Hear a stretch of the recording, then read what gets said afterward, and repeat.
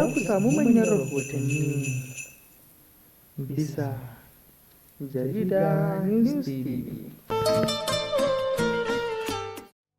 Barka da haka mai sauraro kuma sannan da ƙara saduwa a cikin wannan shata mai albarka inda ma muke tafi ku da waɗannan manyan rahotanni da suka danganci Kannywood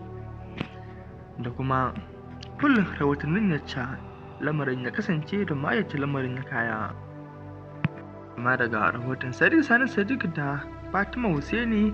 akan turka-turkar da ake gani ko kuma a ce take wanzuwa a tsakanin jaruman nan guda biyu, wato Fatima Hussaini, Sadiq Sani Sadiq, Adam Garba, inda makallatar dama suka karkata akan cewa lallai Fatima Hussaini suna soyayya da waɗannan jarumai guda biyu,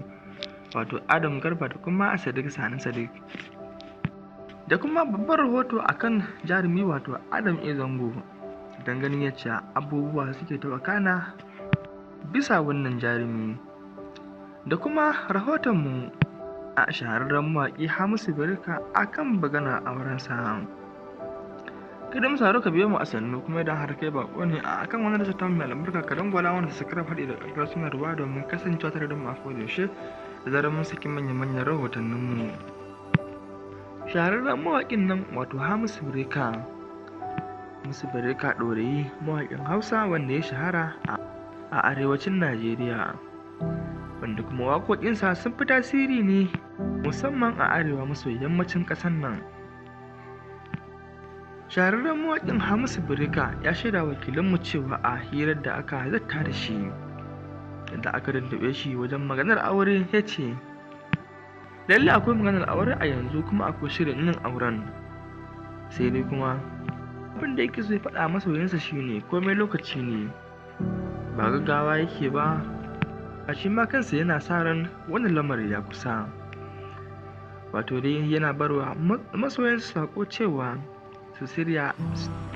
wato dai yana barwa masoyansa sako cewa su zauna a cikin shiri, a kodayaushe za a iya cewa yau ne ɗaurin auren Hamisu Breaker ko kuma sauran 'yan kwanaki.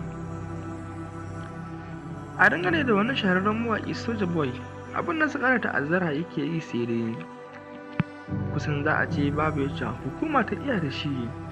a dangane da irin waɗannan bidiyoyi da yake yi da kuma ficewa daga masana'antar ta Kannywood da ya yi, ko kuma a ce korarsa da aka yi. Tun bayan hakan ne Soja Boy ya je ware daban yake ayyuka nasa irin na asha a musulunci da kuma ayyukan da ba za su karɓo ba a cikin waɗansu al'umma, musamman ma al'ummar mu. Umar Soja Boy wanda mawaƙi ne ya fara shahara a arewacin Najeriya da wasu ayyukansa waɗanda aka karɓe su a bayan can, kuma makallata suka ji daɗin shirye-shiryen nasa da dama. Amma sai daga baya ne ya samu wannan bauɗewa da kuma irin waɗannan canza salo da ya yi na waƙa salon da